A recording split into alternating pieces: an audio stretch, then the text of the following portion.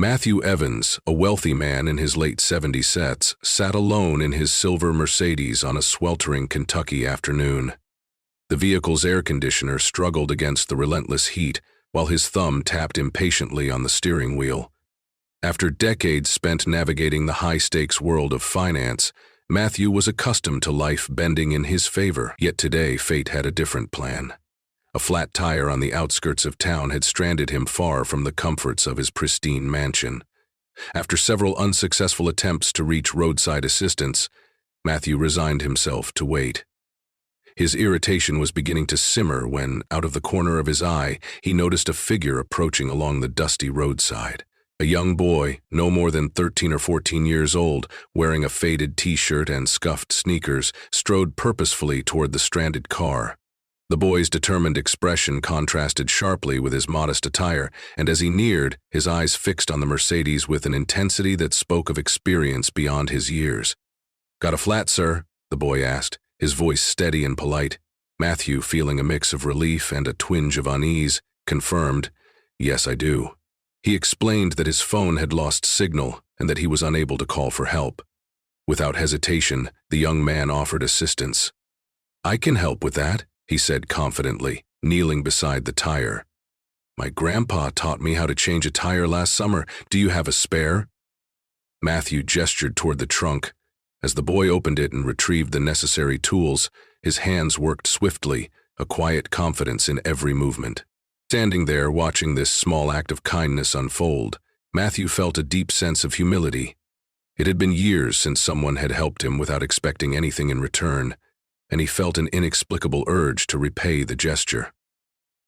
When the tire was finally replaced, the boy wiped his hands on his jeans, stepped back, and simply said, "All done," with a small, satisfied smile. Moved, Matthew reached into his wallet and pulled out a few bills, holding them out as a token of gratitude. "Here, take this. I really appreciate your help." But the boy shook his head, politely declining. "Thank you, sir, but I don't need anything. I'm just happy to help." For a long moment, Matthew stood there, money still in hand, astonished by the boy's modesty. He watched as the young helper turned and walked away down the road. The image of the boy's confident smile lingered in Matthew's mind as he climbed back into his car and resumed his journey. For the rest of his drive, the memory of that encounter played repeatedly in his thoughts, a poignant reminder of a kindness that needed no exchange. Later that evening, back in the quiet solitude of his lavish home, Matthew found himself unable to shake the image of the young boy. Seated in a leather armchair in his study, surrounded by shelves of rarely touched books and the soft ticking of a grandfather clock, he sat alone with his untouched dinner, a perfectly prepared steak and asparagus. Instead of satisfying his hunger, his mind wandered back to the encounter that afternoon. In his long life, Matthew had encountered countless people, business partners, employees, investors, whose interactions were invariably transactional, centered around negotiations and expected returns.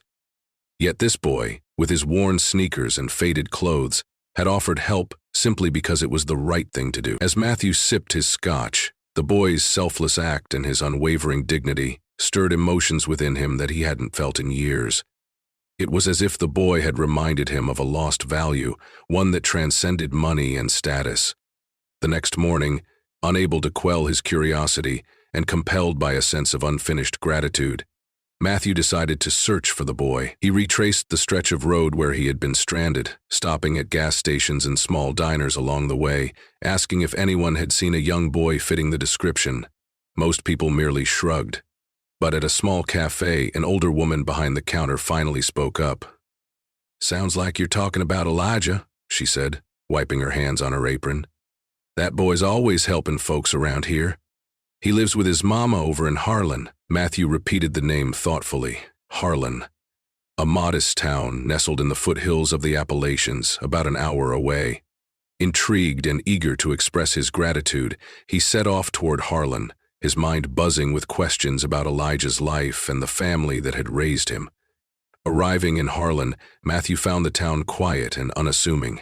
its streets lined with modest homes and small local businesses. After some inquiries among the locals, he was eventually directed to a worn but tidy house on the edge of town. The front porch, sagging slightly under its own weight, hinted at humble living. With a mixture of trepidation and resolve, Matthew parked his car and knocked on the door. The door opened to reveal a woman in her early 40s, her tired yet kind eyes assessing him with curiosity. "Can I help you?" she asked. Clearing his throat, Matthew introduced himself. "Good morning, I'm Matthew Evans. I believe I met your son yesterday. Elijah, right? He helped me with a flat tire." Her face softened instantly and she smiled gently. "That sounds like my Elijah. He's always helping folks. Come on in, he's out back." Stepping inside, Matthew was struck by the warmth of the home. The modest furniture, the walls adorned with family photos and hand-drawn pictures, all spoke of a life filled with love and resilience despite limited means. The woman led him to the backyard where Elijah was busy repairing a sagging fence. Startled at first, Elijah greeted him with an easy, familiar smile. "Hey, mister," he said, wiping his hands on his jeans. "What are you doing here?" "I just wanted to thank you again," Matthew replied, his voice sincere. "You helped me when I really needed it, and I haven't been able to stop thinking about that." Elijah shrugged casually. "I didn't do it for anything in return. If I can help, why wouldn't I?" His simple logic struck Matthew deeply. As they talked, Matthew observed the modest surroundings, a patched-together fence, an old swing set with rusted chains, and couldn't help but compare it to his own opulent mansion. Yet, there was a palpable sense of life and community here that money could never buy. Matthew admitted softly, "I'd like to do something for you and your family." Elijah's mother, stepping out onto the porch with a dish towel in hand, invited Matthew in further. "You're welcome to join us for lunch," she said. "It's nothing fancy, but we'd be happy to have you." Though unaccustomed to such genuine hospitality, Matthew accepted. During a simple meal, filled with freshly baked bread and roasted vegetables, Matthew listened intently as Elijah talked about school, his dreams of becoming an engineer, and the close-knit nature of their community. Matthew found himself drawn into the conversation, the warmth and authenticity of the moment dissolving years of isolation and excess. He realized that, despite his wealth and success, he had long neglected the simple virtues of kindness and connection. After lunch, Matthew complimented Elijah's mother on her remarkable job raising her son. "He's got more heart than most people I know," he remarked. With gratitude shining in her eyes, she replied, "We've had our struggles, but we learned to appreciate the small things." Inspired, Matthew spent the rest of the day formulating a plan. This wasn't about charity or a fleeting act of generosity.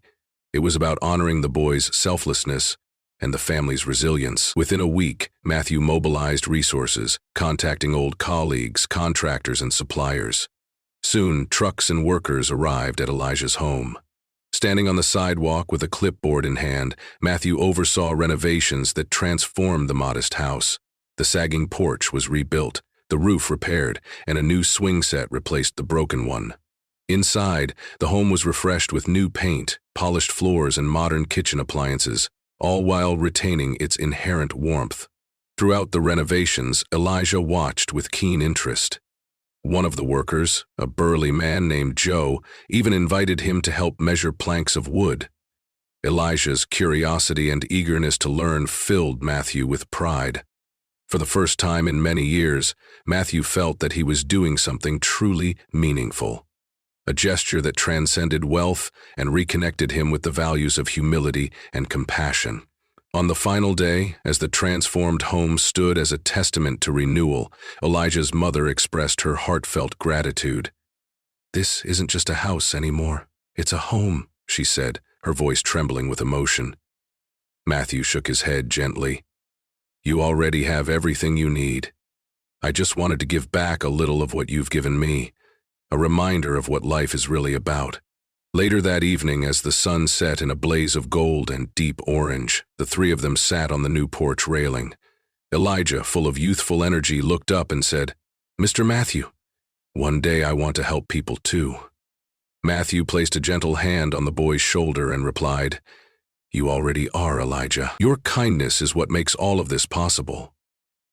As Matthew drove back to his mansion, he reflected on the day's events.